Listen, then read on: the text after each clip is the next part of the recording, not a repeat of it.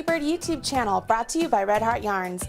In this video, I will show you how to make a simple triangle lace shawl using one ball of yarn. That's right, we are going to use Red Heart's new Super Saver Ombre yarn. This is a tonal colored yarn that you can see gradually shifts from a darker shade to a lighter shade of the same color. Now, these color changes are very gradual. They are not just like cut and start a new yarn and start a new color. They graduate into one color to the next, which makes the shawl itself look really awesome. See how the colors really flow from one to the next? It really makes it easy. Now, this shawl is an easy pattern, and I will show you everything you need to know in order to complete this shawl in this video. Go ahead and grab the free pattern. It is available over on redheart.com. If you look at the video description box right down there below, you will find a direct link to the pattern. While you're down there, please smash that like button, as my kids say, so that other people know you enjoyed this video. Once you have the pattern, you can go ahead and continue on in the video watching me demonstrate how to do the various stitches you need to know to make the shawl, and you could practice on a different yarn if you choose. Or go ahead and grab yourself some Red Heart Super Saver Ombre and jump in. Now, go get the pattern and we'll get started.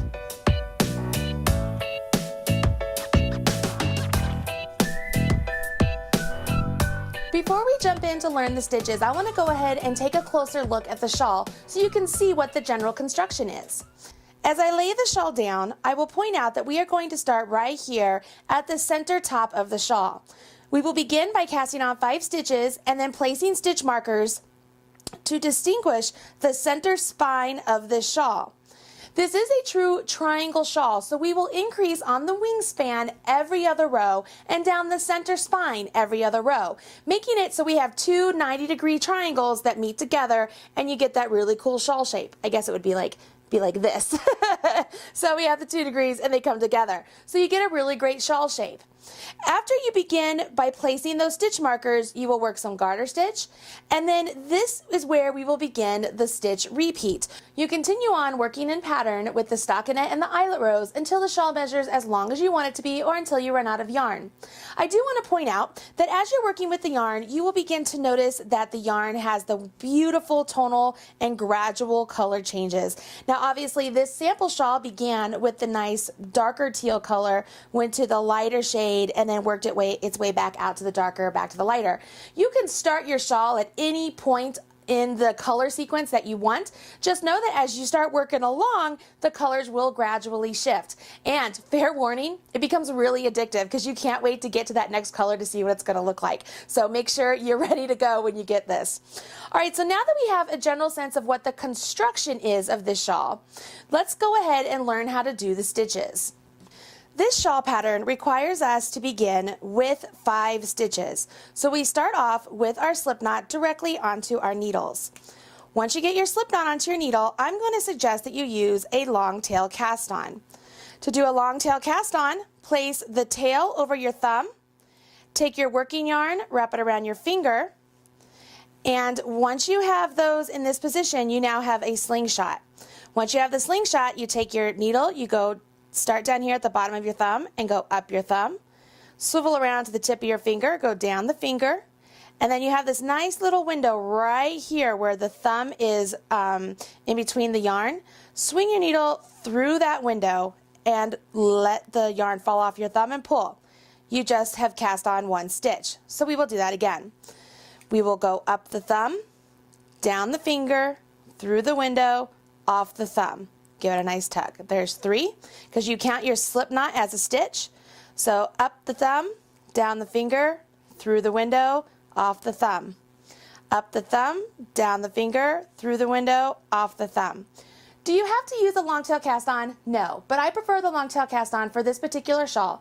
If you want more instructions on the long tail cast on, go ahead, click on the little I button right over there, and it'll take you to a video I did specifically for the long tail cast on. Once you've cast on 5 stitches, it's time to begin row 1. You will knit the first stitch.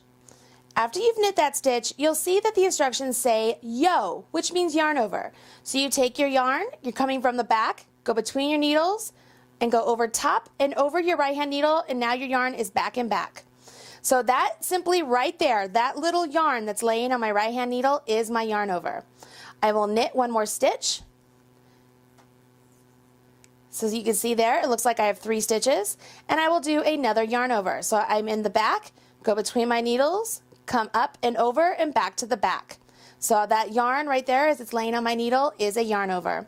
I will now place a stitch marker. So I'm grabbing a stitch marker I've made and I'm placing it directly onto my needle. That stitch marker is going to be on the right side of my center spine. So we've placed a stitch marker, and the next part of the instructions say to knit the next stitch. So I will go into the stitch, yarn over, come out and off. So that was knit 1 stitch, and now I have to place another stitch marker. So I'll grab another stitch marker I've made, place it on the other side. So now this stitch marker is on the left side of my center spine of the shawl.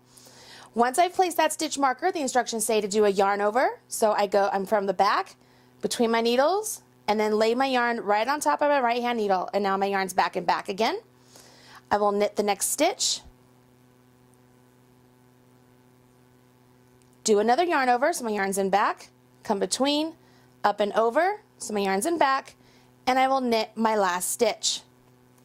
We have now completed row 1, and we have set ourselves up for our center spine right here. It's in between that stitch between the 2 stitch markers, and we've already begun to increase on the outside wingspan with these 2, and then by doing that yarn over increase on either side of those stitch markers, that's our center spine increase. So this is where our triangles will begin to increase. So this one lonely stitch right there, so we have the outside stitch, this is our wingspan increase. Here's 1 stitch that represents the body of that triangle, and then this is our yarn over. That's our increase at the center.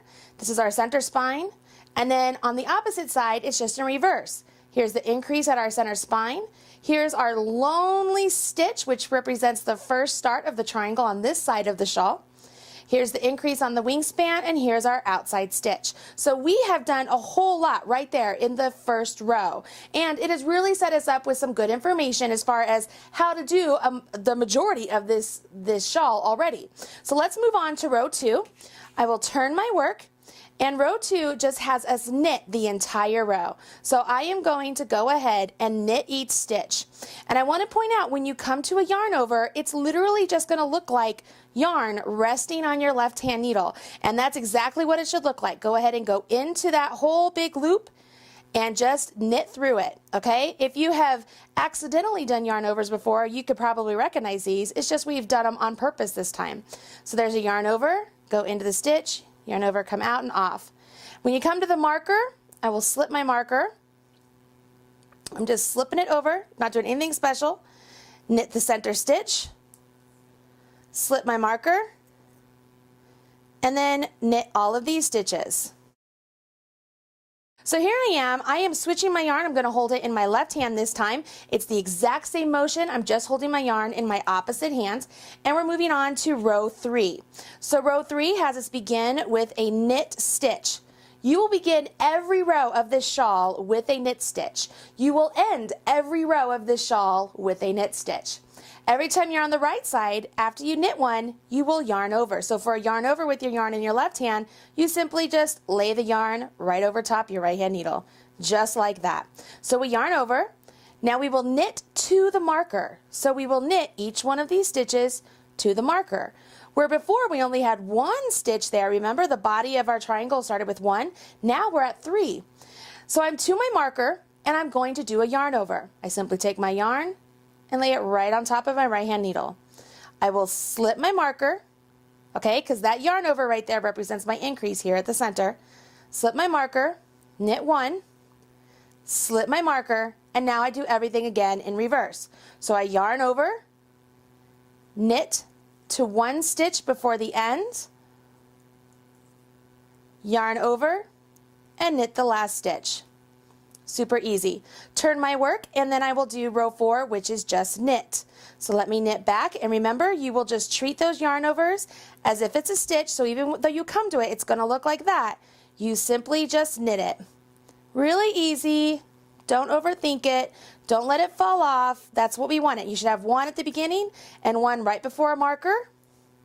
Slip your marker, knit the stitch between the markers, slip the marker, and then we have our yarn over right there after that marker, and we'll have one at the very end on the wingspan. We will have this one here every other row. Same with the center.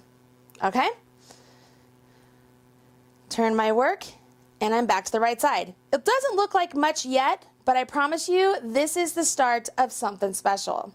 You will repeat these last 2 rows 3 more times, and you will end up with 25 total stitches.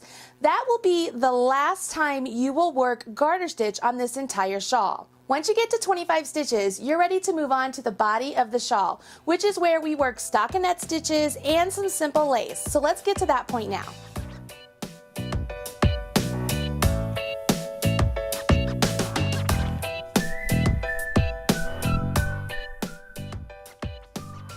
We're done with the garter stitch. Let's take a look at the sample shawl to see where we are.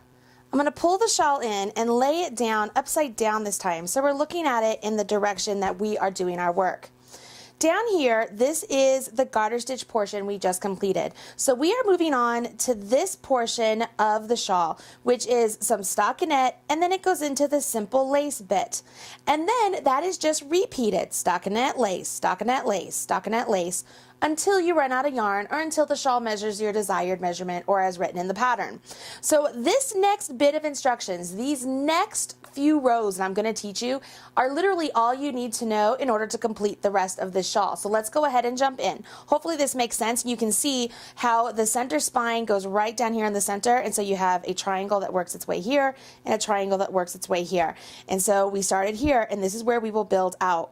We will increase at the wingspan every other row, so the wingspan out here every other row, and we will increase right here down the center spine every other row. If you think of this, that long line right there, that is our center stitch. So if we have our stitch markers on either side of that center stitch, we are always doing our yarn over on outside of those stitch markers every other row. Okay, so let's move this aside and let's see what we have here.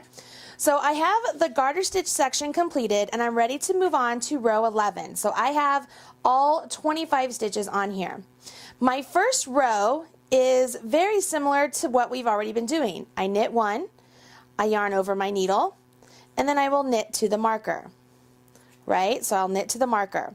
When I get to the marker, I will yarn over, slip my marker, knit my center stitch, slip my marker, and then do my yarn over again. So let's get all the way over there. I'm knitting as fast as I can. As most of you know, I am primarily a continental knitter, which means I hold my yarn in my other hand. So doing it this way is slow. I will yarn over my needle, and I will slip my marker, knit 1 stitch, slip my marker, and now on this side I have to do the reverse of what I did over here. So I yarn over, knit to 1 stitch until the end. So as I was saying, I'm primarily a continental knitter, which means when I have to knit English style, which is what I'm doing right now, I just tend to be a little bit slower. But it doesn't mean I'm bad, because I can do anything, just like you can do anything. You can do anything you want to do. This is a great first shawl project. So here we are. I'm to my last stitch. I will simply yarn over my needle and knit my last stitch. This is where the pattern is going to get different a little bit. Are you ready? Because we have to do stockinette. Remember, stockinette is when you will knit 1 row and purl the next row.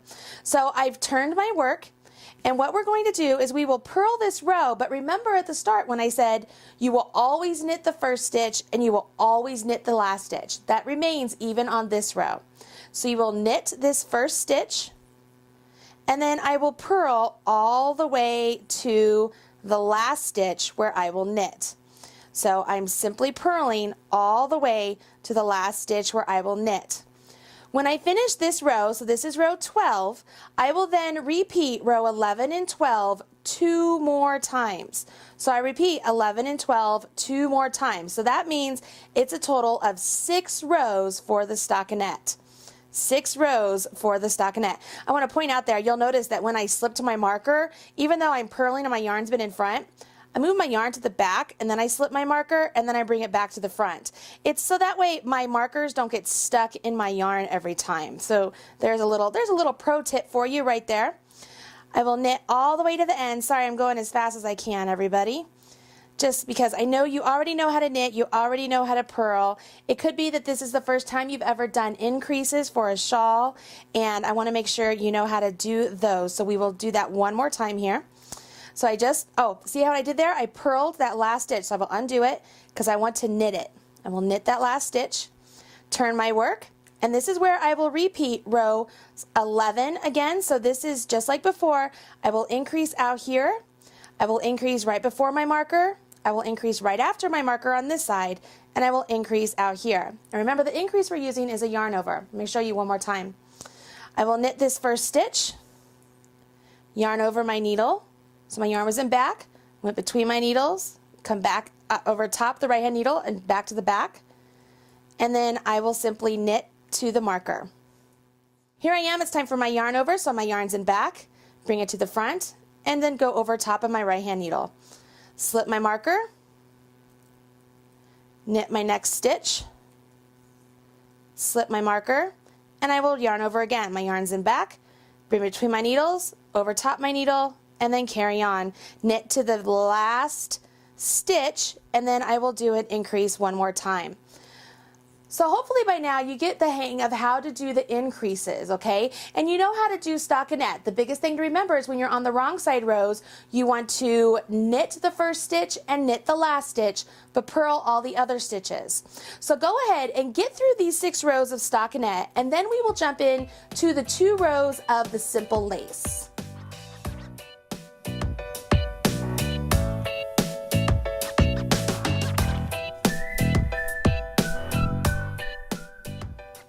We're ready to move on to row 17, and this is where we will combine increases to actually increase our stitch count and increases and decreases that will create the beautiful lace. Let me show you. We will start off here and we will begin just like we've begun every row with a knit 1. We will also do our yarn over. This is our increase that we want to have on there to increase our number of stitches. Now we will go ahead and knit 1 stitch. From here, we will carry on repeating a yarn over and knit 2 together. That repeat is what's going to give us the beautiful lace. So we will yarn over our needle and then work a knit 2 together. And to do a knit 2 together, you take your right hand needle, put it into the second stitch on the left hand needle and the first stitch. So you're going through 2 stitches. And then you simply knit them together, just as it sounds. So we took 2 stitches and we're making them into 1, but we did an extra stitch by doing our yarn over. See how that makes it so that we don't change our stitch count? So we did a yarn over and a knit 2 together.